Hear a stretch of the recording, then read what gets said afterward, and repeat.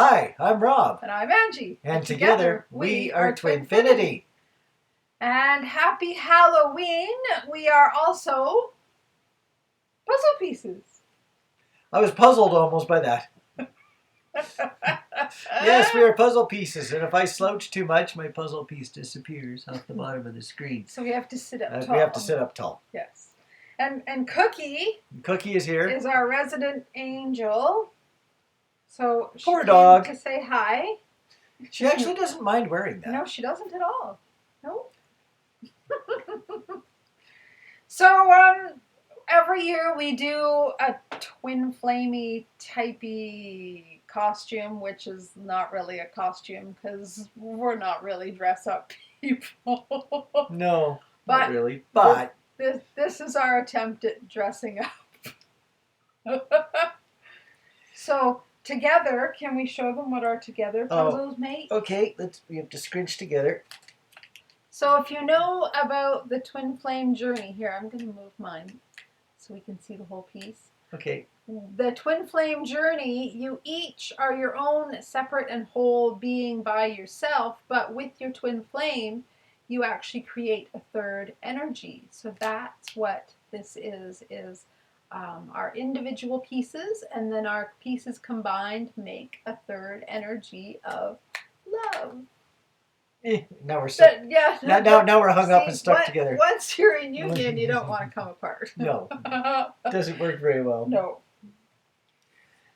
So we'll probably talk about puzzle pieces off and on throughout this, but I had a thought that this whole twin flame journey is not just about a piece or two working together.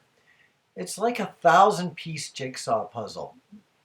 And each person has, let's just say each person has 500 pieces. And they build what they can of their puzzle. But they build it in such a way that if you were to take the two halves and just bring them together, one on top of the other, they would superimpose and create the whole puzzle. But who has a whole puzzle within them? We're always working on fixing things. So if you've got 500 pieces and each one of you has built a couple hundred pieces each, you can put the puzzles together and get a gist of what the picture looks like. But all the blank spots, that is the work still yet to be done to make yourself and your union more complete. Wow, that's enlightening. So look at you. So sometimes maybe you've got a person that's got 400 of their 500 pieces put together and the other one's got 50. That tends to be where the twin flame journey starts. Is someone's just way behind the other person on having done their internal work. And so the person that's managed to do a pile of work and get a lot more done ends up having to wait for the other person to get more of their pieces figured out, sorted out, and into their own puzzle, so that together they can make a more complete picture. Yes. And it's interesting, I didn't even connect the pieces. This could be a whole evening of this. Of ridiculous puns. I read through the questions today, and there's 2 questions that actually tie in quite well with our little puzzle pieces. And I didn't even really connect that until you just said what you said.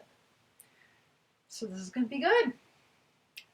Now there's a couple of things I normally say in a video, question and answer, and I'm not going to say them tonight. Because it's always the same every time. Oh, okay. So I'm just going to skip it. I didn't read any of the questions. That's what Rob would say. That's one of them. Now, before we start the questions, we've made a list now on a crazy, silly scrap piece of paper of all the things that we would share with you guys in one of our videos. Again, so every time we do a question and answer video now, we share a little piece of our lives. Peace. Just our everyday life, because somebody had requested that we do videos of our everyday life, and we've just said, like, that's just so not our style, because it's not like we carry our camera around with us wherever we go. And we should. Well, it would be interesting. But so instead, we take notes when things happen, and we go, "Oh, our twin flame people would love this." So then we write it down.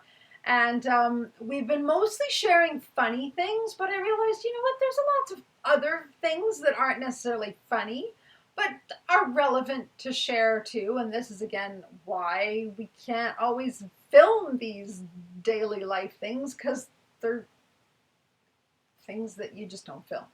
So this is one that we would never film that I'm going to share. I'm interested to hear this because a whole lot of this really has left a lot for the imagination, including the thought. I just realized something too. I don't know how well this is going to show up, but I probably still have a black smudge on my nose. Yeah. Yes, you do. I probably do. I carry lots of tires for a living, especially at Halloween time and also springtime when people are doing tire changeovers. I work at a car dealership. And, okay, so a few thousand pounds of tires every day. It's what I do. But apparently I use my chin, I use my nose, I use my cheekbones, sometimes the top of my head for moving tires because every so often I get a smudge. I came home with a smudge on my nose today and I never did clean it off. So yeah, don't expand the picture in the video or else you'll just see a black mark on my nose. Apparently my nose was useful today. Yeah, apparently. And that's all I know is about that. Oh, all right. It's going to be a punny night. Okay, can I tell my story? Yes. Okay. So, this is why this one cannot be filmed, is almost every time that I have a shower, I like to, when I'm done my shower, I like to dry off inside the shower where it's nice and warm. I don't like to get out of the shower because it's cold. So Rob almost always brings me my towel and hangs it over the shower door for me so that it's right there and I don't have to open the door and grab it. And it's not a funny story to tell, but it's a sweet story. That is so, I don't know if I'd necessarily call it twin flamey, but it's true love kind of things. You know, we often think of the twin flame journey as like it's so romantic and it's like magic, and it is those things. But it's also just the daily, thoughtful, sweet, kind, respectful things. Like he can be in the middle of the garage building train set and he'll still run upstairs and grab my towel for me. Or he can be in the middle of playing one of his computer games and he'll still remember to get my towel. That is just such a sweet, thoughtful thing. And I can count probably on one hand the amount of times he's missed in all of our 8 years now? 7.5, 8, however long it's been. Starting to be a long time. It's hard to keep track of. It is, yeah. I can maybe count on one hand the amount of times he's missed when he's actually been home because he's just that thoughtful. So that's one thing that is just never going to get filmed because, you know, nobody's around to film it, first of all. Yeah. And we're not filming bringing towels into the bathroom. Yeah, exactly. When someone's having a shower. That's right. No silhouettes. No. But that's why, wow, Cookie's bringing down her whole collection of toys. Well, there's 2 of the major ones now.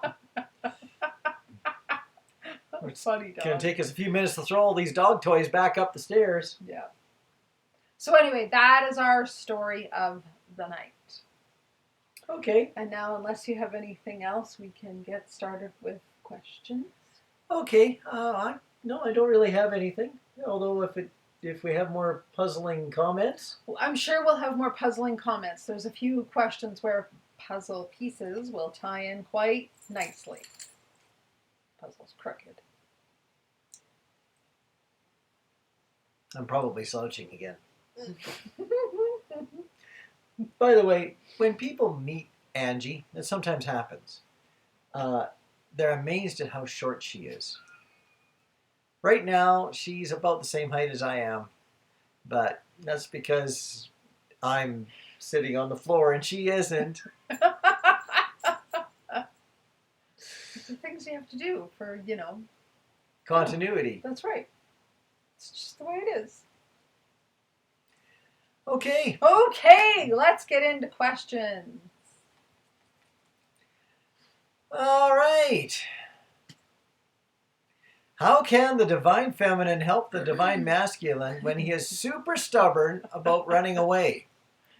Now, is this stubborn about not running away or stubborn about yes running away? Maybe read on, and you might learn more. No, there's no on in the question. Um, Okay. Terrible jokes. It must be Halloween. I let go of my TF. It is impossible for me to get through to him. He shuts me out. And he said super hurtful things. He didn't want to accept our connection at all. It's been 9 years now. Well, he's super stubborn about running away. Is that it's stubborn from a person who doesn't like it. It's probably persistent for the person who thinks that they have to do that for their own self-preservation. Now, whether it's self-preservation because they want nothing to do with the connection, or it's self-preservation because they're afraid of learning about the connection, I can't tell that from the question. My guess is it's the latter, though, because that's usually what it is. They're more running from themselves. We've talked many times about the runner-chaser dynamic, and when there's a runner situation, and often it's both of you are running, a lot of people don't like to see that. They just want to point the finger and go, the other person's running. But often you're both running. One of you is running from yourself and the other person, and one of you is running usually from yourself and probably also the other person in your own ways that you might not see. You might think you're the chaser, but in some ways you're probably also the runner. So the issue is the running, and why is the running happening? Because people aren't wanting to face themselves. They've got their own demons, their own ghosts. We'll say those language since we're talking Halloween. Angie's going to be far better at the Halloween thing than I am. She's going to have a lot of the words right. I don't know. I'm just going to have bad puns. Well, it's trick or treat, so you have the tricks. Okay. Yeah. Or I guess jokes. But those are tricks. I had a couple of cookies before the video. Does that count as treats? No. So the point is, when your other person is running, let them run. And don't worry about what's going on with them because you can't change them. You have to worry about your own puzzle piece. You can't worry about their puzzle piece and whether they're putting their puzzles into the puzzle and building their own journey, because that's not your responsibility. Your responsibility is to look after you. And by doing that, you inadvertently help them with their own work because you're connected. Every time you heal a piece of your own journey and clear a piece of your own wounding, you help them on a deeper level do the same. So it's not about, what was their actual words? Is it possible for me to get through to him? He shut me out. Yeah, so it's not about trying to get through to him. In fact, the more you try to do that, the more you're going to push him away. So let him go. Let him do his thing in his own way, in his own time, while you focus on you and worry about your own side of the street and worry about your own journey.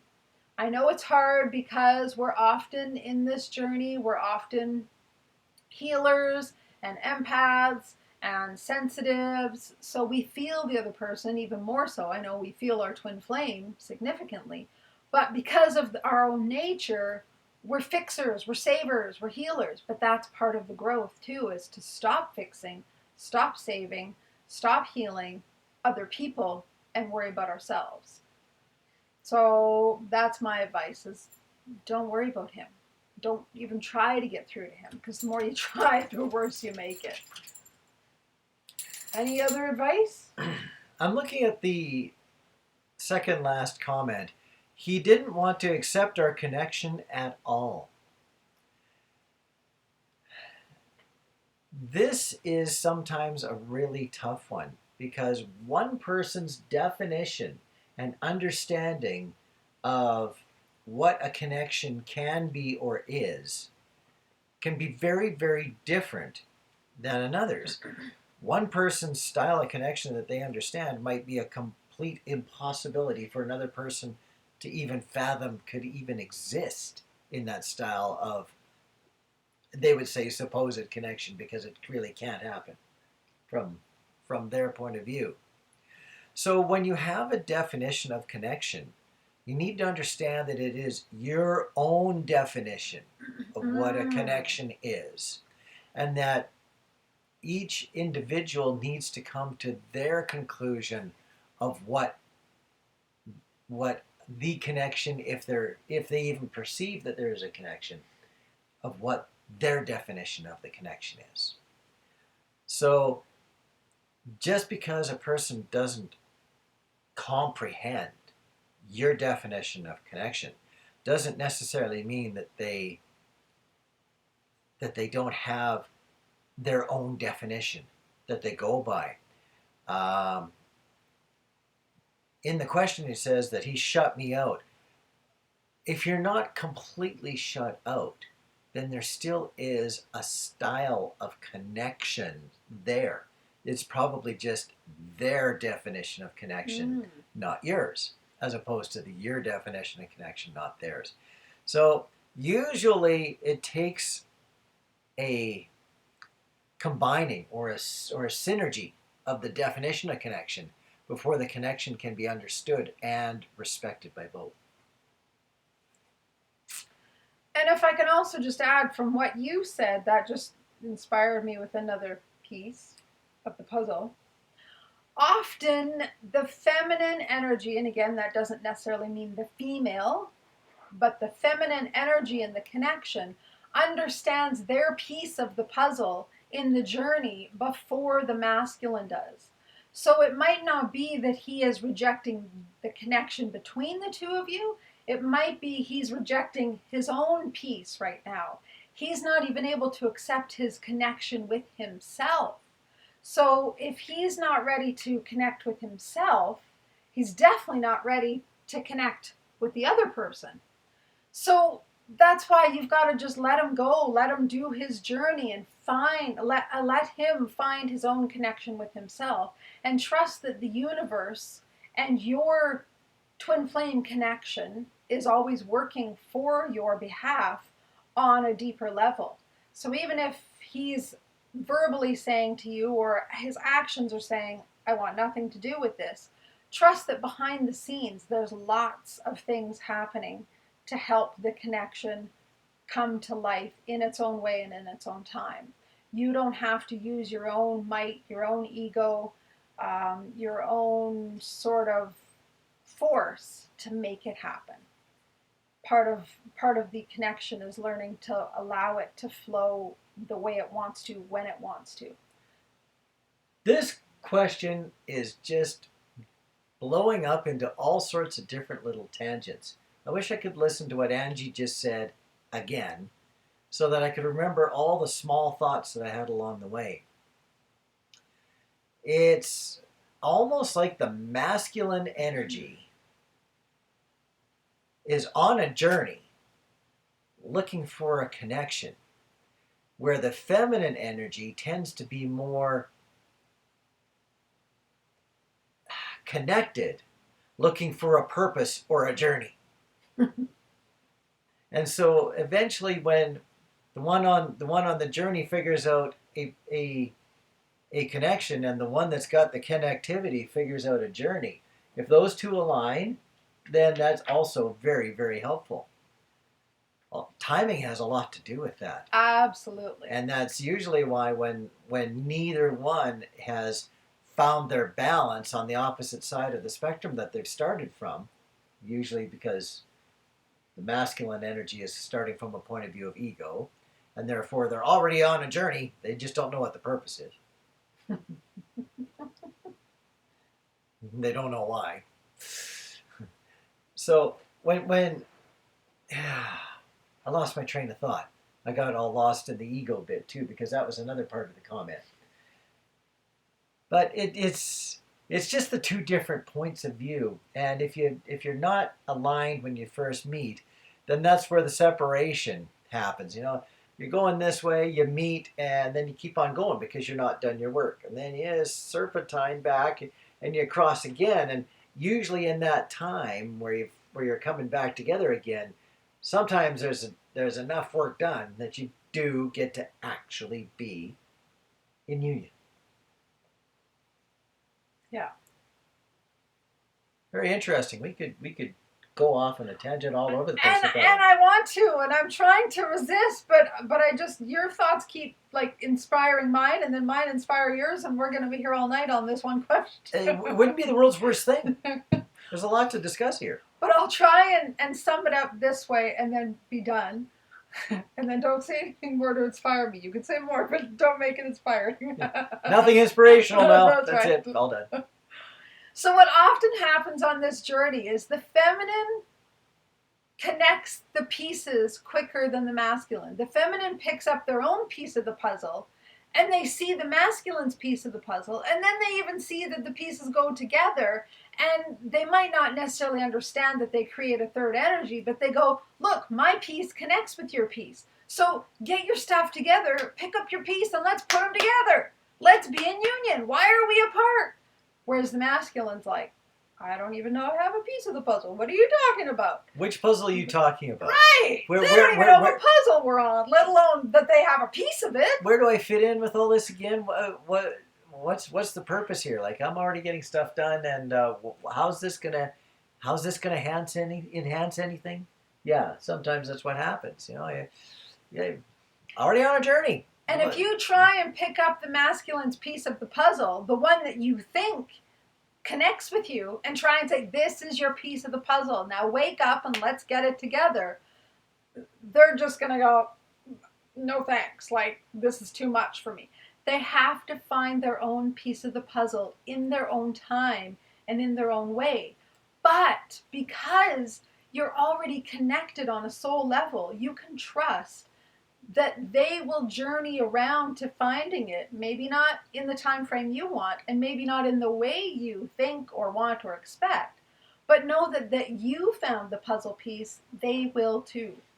So just allow them to go through the journey their own way and find their own piece of the puzzle, and you might realize later that they find a piece of the puzzle that fits even better than the piece you thought would fit for them. When they finally figure out their piece of the puzzle, you won't have to beg and ask for it. They'll understand when they see the piece where and how it fits. Yes. And they will offer it back to you. Yes. So when the piece of the puzzle, when they can't see where it fits, you can't ask for it because they won't see why it makes a difference. Right. Because they don't see it as being a fit to anything. They just see it as being their little piece of a puzzle, their reason for existence. As Pink Floyd would say, they've just got their own brick in the wall. They don't understand why it's important for helping the wall. Let's not open that up. I should not have gone there.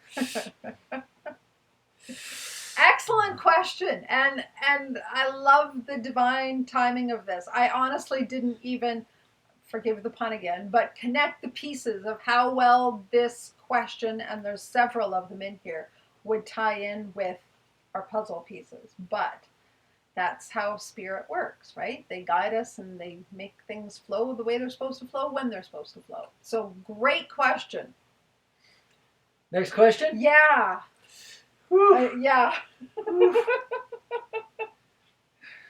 This one's only one sentence, but good luck. Yeah. Do TFs, twin flames, mirror each other even when not in 3D contact? Now, this is another one that I'm absolutely amazed fits so well with the whole puzzle piece concept. Do you want to address it first, or do you want me to? Between the two of us, she's our 5D expert, so I'm going to let her address that. I'm very much in tune with mirroring in the 3D, but mirroring outside of the 3D, it's all conceptual to me because I can't say that I've honestly felt it and have an example of how that works in my own realm. So the answer is, at least in my opinion, yes and no. Mirroring is always happening, so that's the yes part of it. But it's not always happening the way we think it is, in terms of, okay, I've just healed this, so that means my twin flame must be healing the exact same thing. It definitely doesn't work that way. It can, it definitely can, but it's not like you consciously choose, okay, because my twin flame needs to heal this, or I think this is what they need to work on, I'm going to work on it so then I can mirror it back to them. That definitely doesn't work because you can't manipulate the energy of the twin flame connection. So mirroring happens on a deeper level that's not always so exact, it's more subtle. So you might be working on having more self-confidence, or feeling more worthy. And you'll find when you have contact, if you've not had contact with them for a while, you might find you chat with them and they're having some sort of that happening. Can you wiggle our computer thing? It's so freezing up. Just like the mouse pad.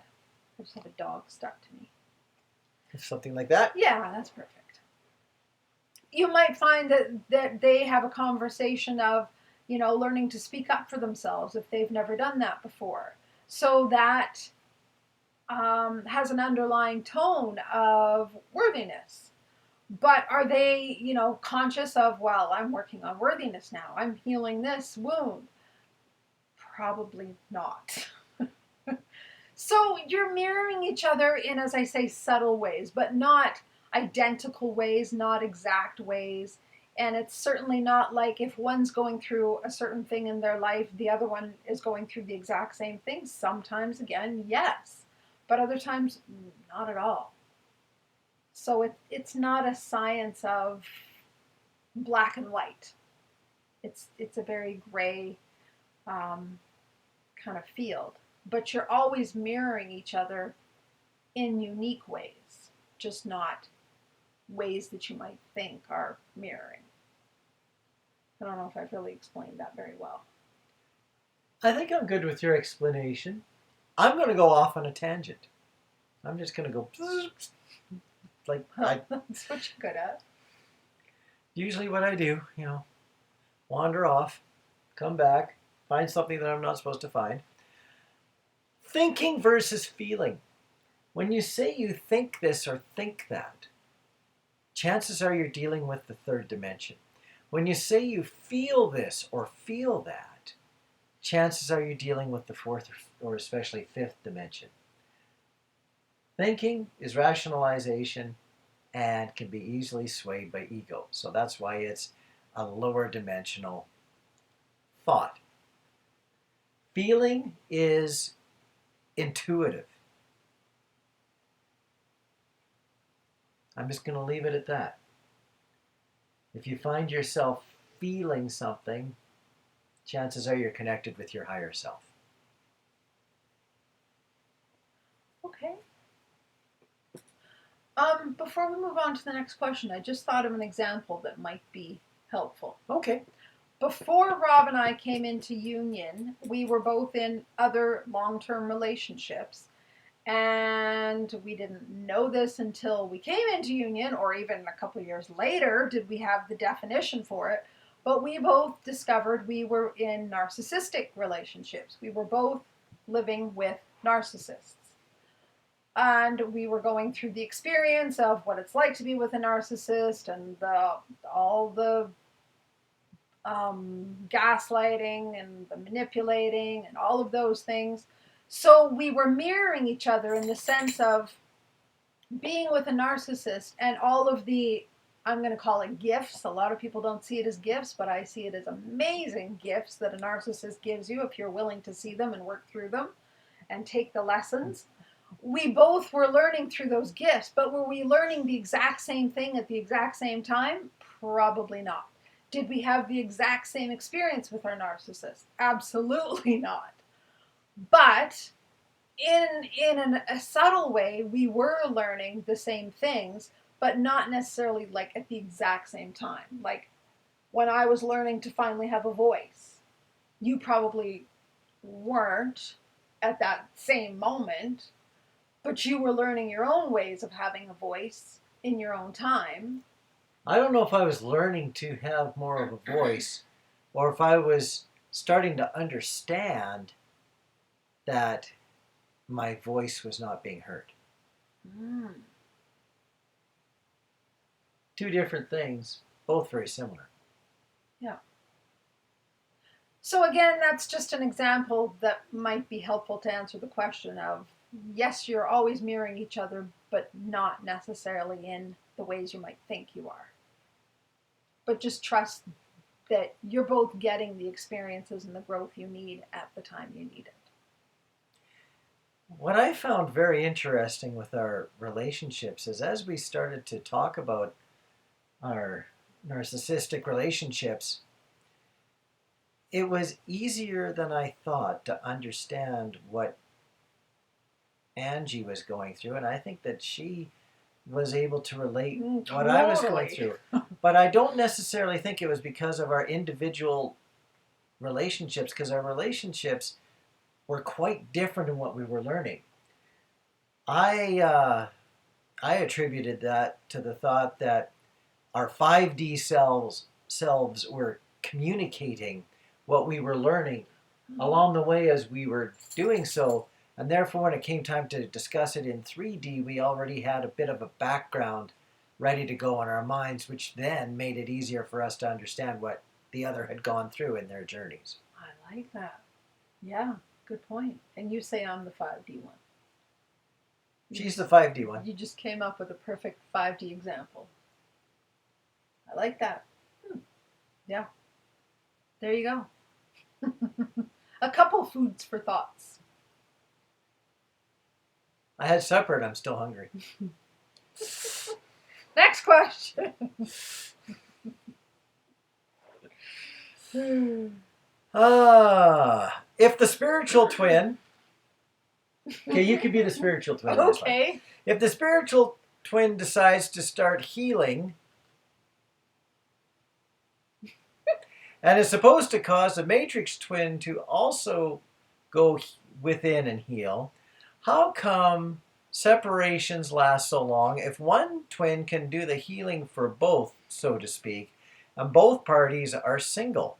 Boy, I'd love to stop the question right there, but I'm going to read the rest of it.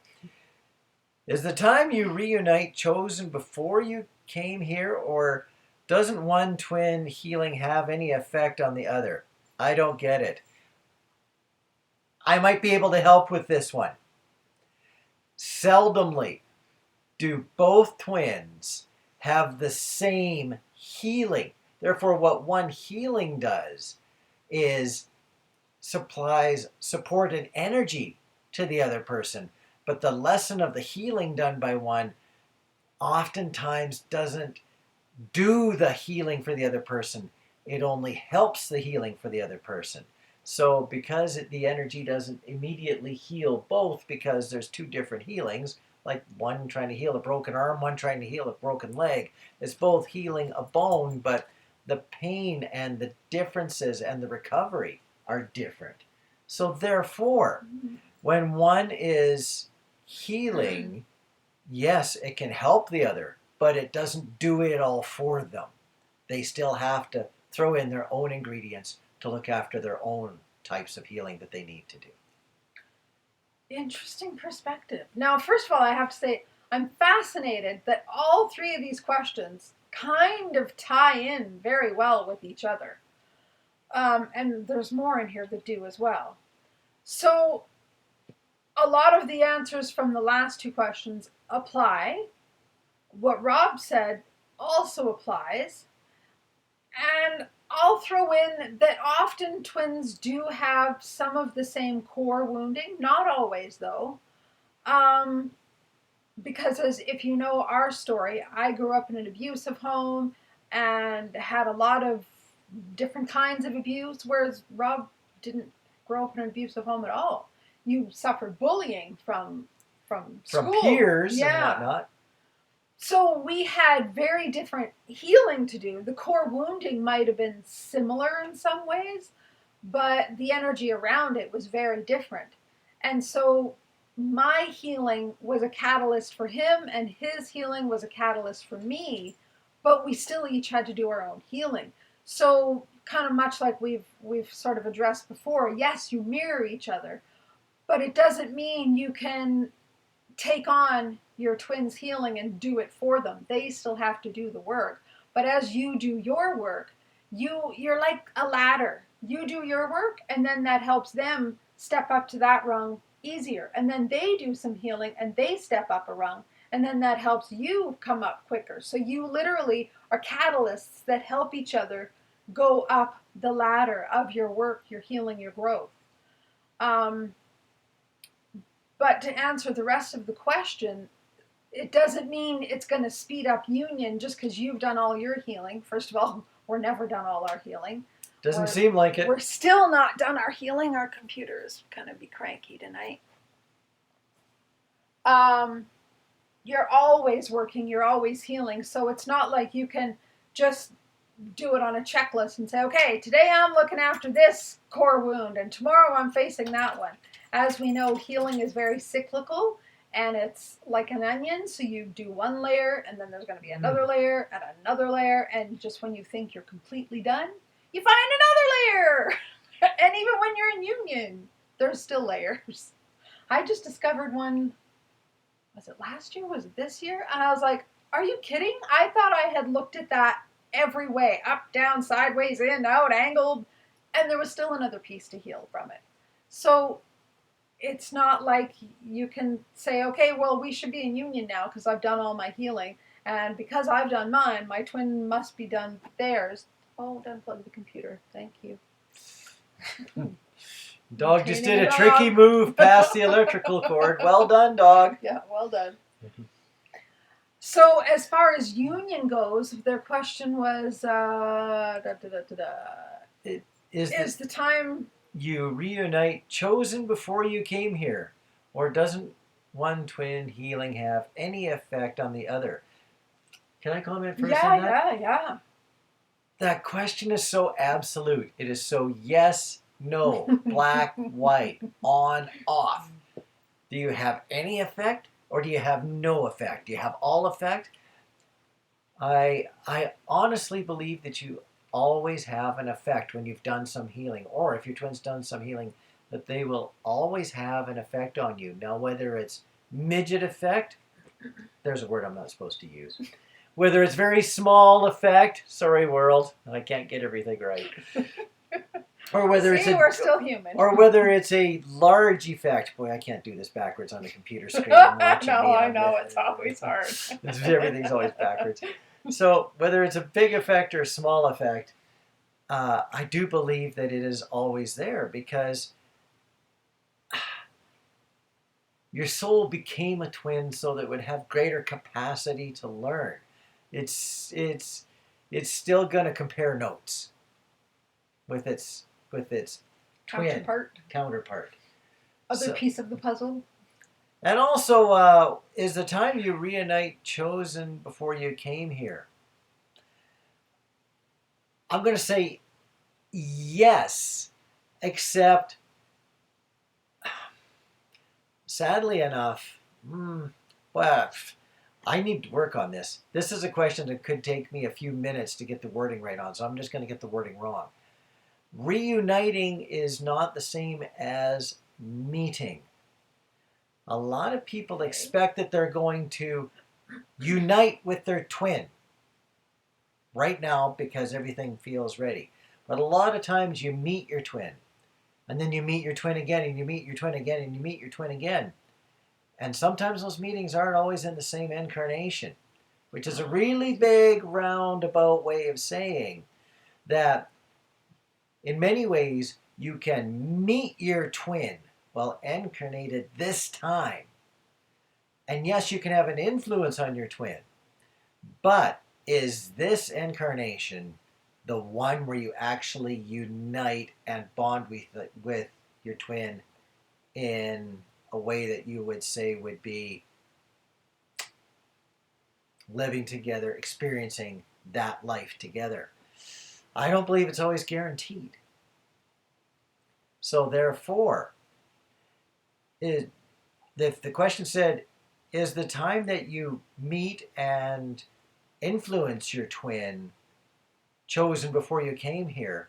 I would say yes, and probably just leave it right there. From my perspective, from my understandings, from the experience that other people have told me, that would be a more accurate way, more delicate way of saying it, rather than saying, is coming into union predetermined by a time because that was part of your soul contracts and you agreed that it was going to take this long.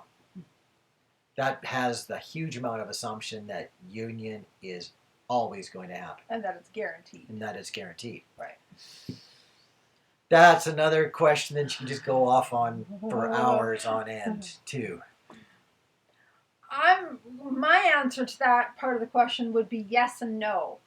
It is predetermined in a way, but it's predetermined by divine timing. It's not predetermined by a set date, a set time, a set season, something like that. If you understand how time really works in the big 5D world, there truly is no time. I'm glad you said that, because I was about to call you out on that. You use time and 5D in the same sentence, and I was going to go, whoa, does that work? Wait a second! We, in our human limited understanding, it's hard to grasp the fact that in 5D, time really is so not linear. It's circular, it's spiral. It works in a very different way, and this is where it's hard for the human mind to grasp it. Like when you understand that past lives are actually not past, they're all present, they're all now. Every life we've ever lived, we're actually living now. So when we say, well, I had a life in the 1800s, and that to our human mind feels like the 1800s were like a long time ago, it's actually now. It was the now of then, and everything is still a now. Whether it's a previous life, it's now. Now that's not the way that Angie was just describing it. But that's another way to look at it, and it's even hard to put into words because it's a 5D experience. It's not something the brain can grasp with logic because it's not linear, and time and space is not linear. So to say, my twin and I are going to unite at this date, this time, this moment, is not how it works. But it does happen in divine timing, and divine timing is always divinely planned and orchestrated, and your soul, your one soul split into two, has designed that. It's not like some god up in the sky has ordained and gone, ding, this is the date and this is the time that you are going to reunite. Your one soul that's split into masculine and feminine energy is what's chosen that time. And it's not, again, a specific time. It's a divine time. It's when you're both ready. It's when literally some planets unite and join. It's when the energy is complete. So don't worry about thinking on a calendar. Again, if you can get out of the head about it and feel into your soul, you'll know that your soul knows when the right time is. And your soul will lead you both because your soul is one soul and it is connected. I'm completely sitting here all messed up because I've got at least a video's worth of tangent on my mind. This whole concept of time and 5-dimension and 3-dimension and everything else.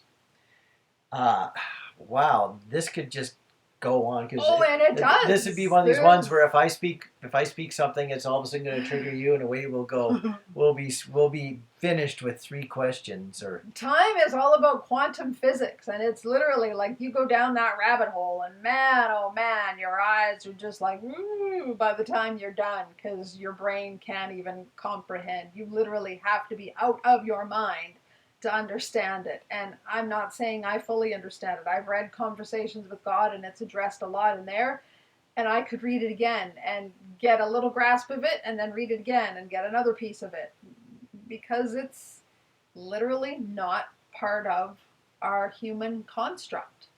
We live in a construct of time, but it's not how it really works in the universe.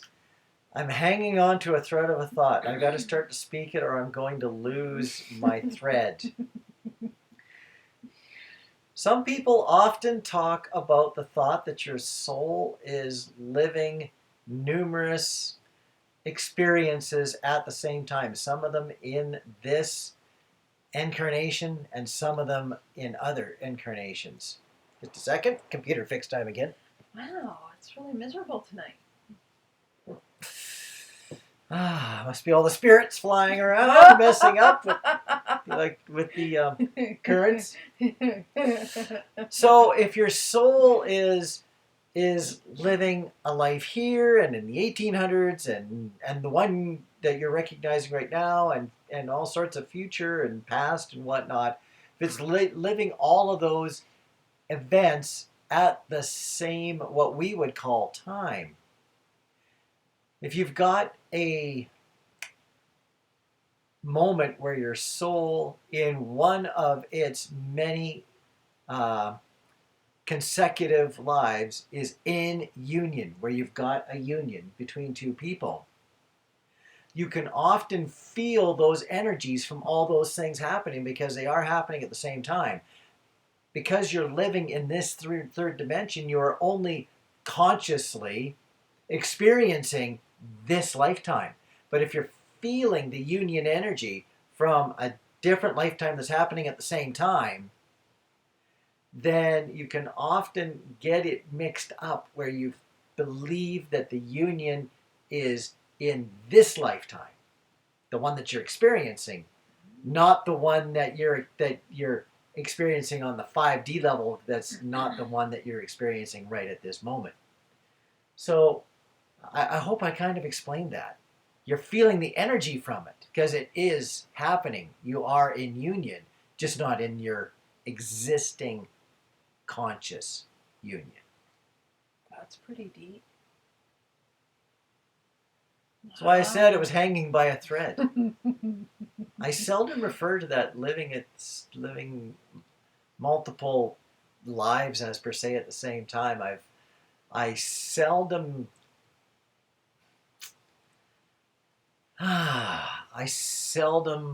bond with that thought. It doesn't really bounce well with me. But in this particular case, it all of a sudden did.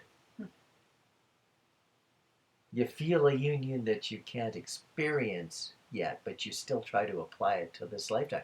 And sometimes it works, because multiple lives, if you've got a stack of 50 lives you're living at the same time, multiple lives can have that union that you're looking for. So you can feel it multiple times. And maybe, well, of course, those lives have times of non-union and union.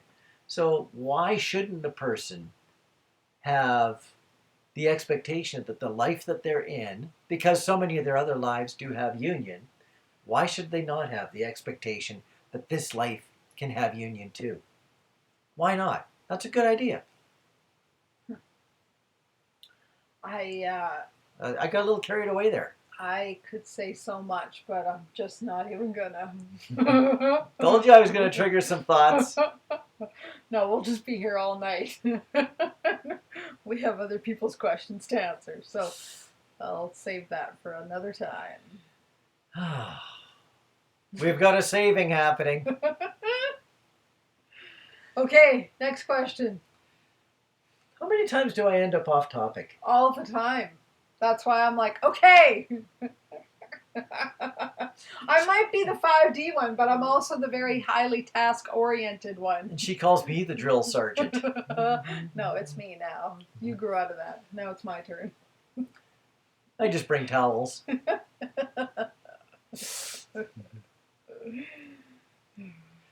Okay, I think we're right here. We are. We get a little different topic for a moment.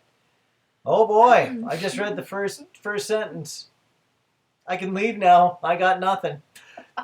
Can you explain how a chakra is supposed to spin? I got nothing, he says. I'll read that again. Okay. Can you explain how a chakra is supposed to spin?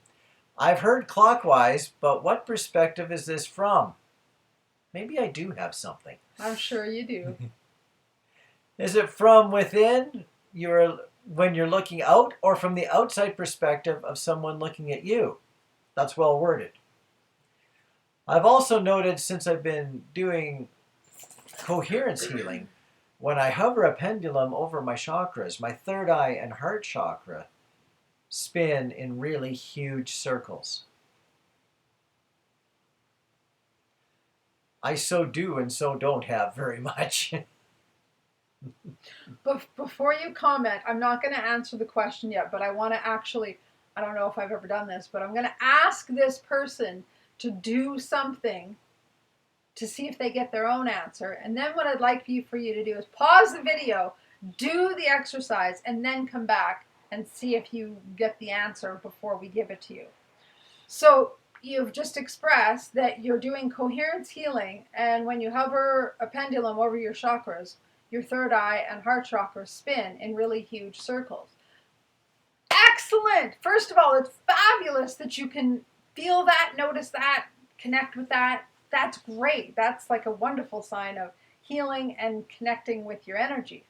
So now what I want you to do is feel into those circles. Which way does it feel like they're going? Does it feel like they're going this way? Or does it feel like they're going this way?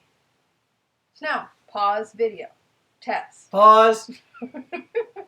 Not these pause. Not pause. Poor dog. Sorry. She's got angel wings. She gets paused.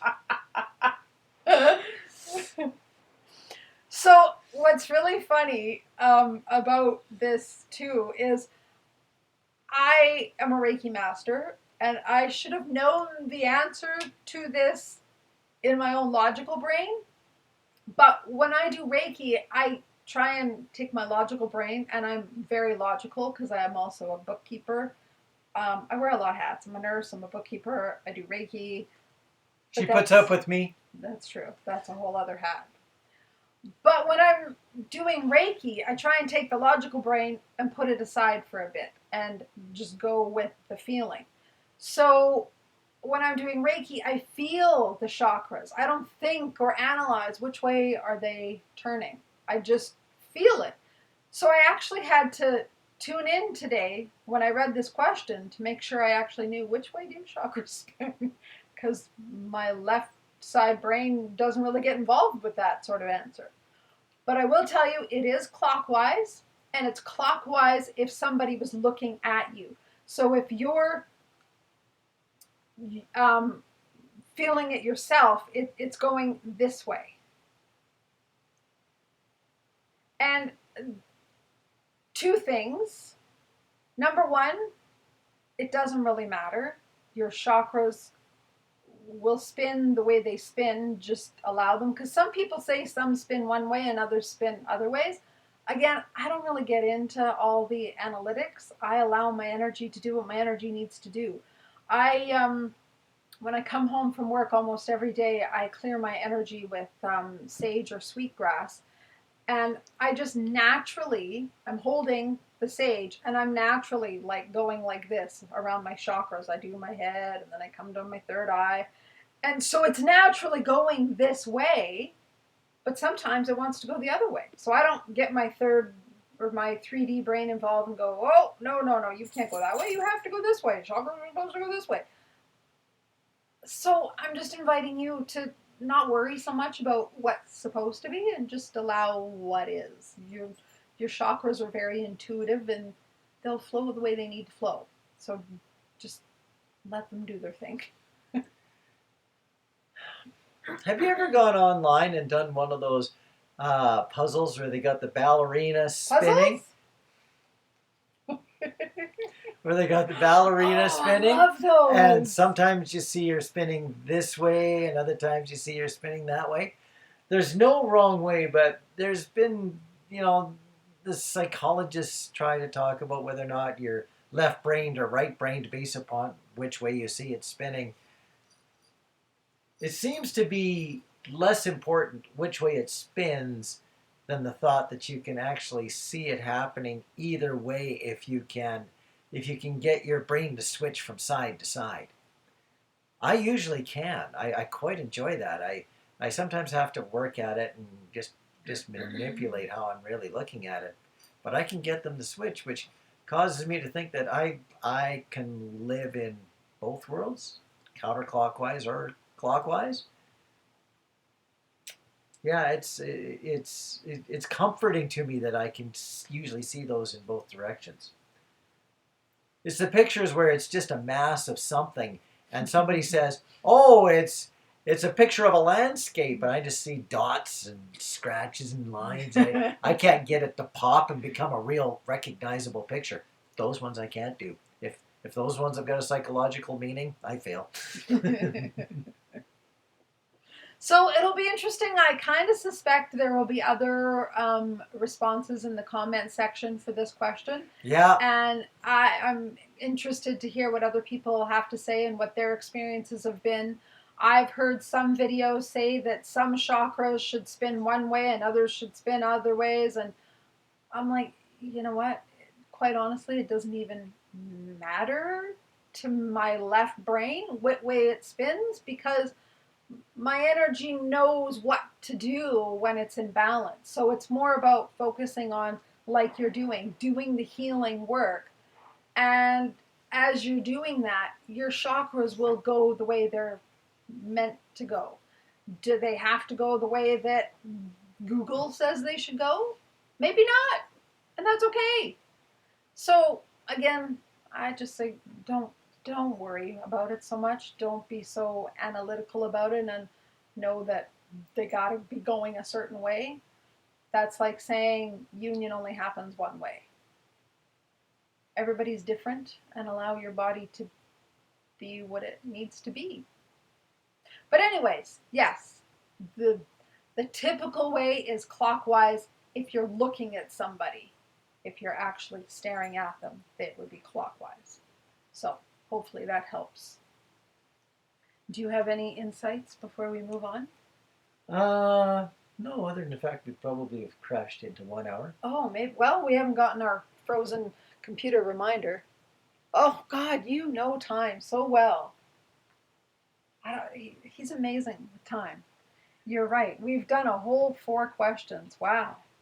Well, the task-oriented part of me feels like we failed, but now I'm telling other people to let it go. I gotta let it go too. I'd love to take the credit, and I'm actually very good with time. Yes. I cannot have a watch on, and I can be like, this amount of time has gone by, but this time it wasn't fair. There's a clock on the wall over there. That's true. I didn't actually check the time when we started, but we were about 15 minutes in, and I looked, and it was about a certain time, and now it's about 45 minutes later. I was off by a couple minutes. All right, so I guess we're going to wrap up there. We will finish some more questions in another video. Thank you for your questions. And also, we don't say this enough, but thank you for your donations. Some of you may know, some of you may not know. We don't do these in order to get business. We don't do clients. We don't do any sort of work like that. We just do this to help the community. So we always appreciate when people give us donations. That's very kind of you. So thank you. Thank you. And also want to say happy Halloween. Yeah, absolutely, Halloween. Embrace the energy of this time. It's always a time where the veil is really thin. So it's easier to connect with yourself, it's easier to connect with spirit, it's easier to connect with your twin flame. So whether that's in 3D or even in 5D, use this time to your benefit. Really, embrace and practice your 5D skills of connecting telepathically, feeling the energy, allowing things, there's lots of moon energy happening right now and eclipse stuff going on. So just be conscious of that and use it to your ability if you want and if you can. And always take your puzzle and know that even if it doesn't feel like you're connected, there we are. You are always, always, always connected with your twin flame. Always, even if your connection looks lopsided sometimes. Yes. All right, we love you guys. Thanks for your questions, and we will be back again in another video. Bye. Bye.